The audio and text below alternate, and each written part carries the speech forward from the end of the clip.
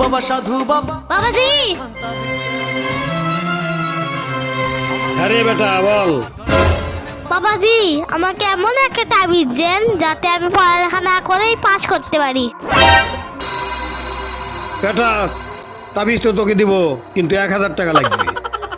হ্যাঁ বাবা, হ্যাঁ বাবা, এই নিন।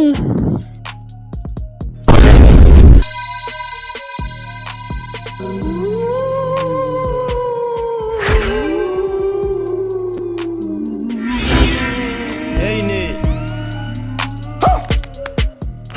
বেটা, লেখাপড়ার মামলায় কোনো তাবিজ চলে না। বই দিলাম, বাসায় যা, বাসায় গিয়ে মনোযোগ সহকারে লেখাপড়া কর, তাহলেই পাস করবি।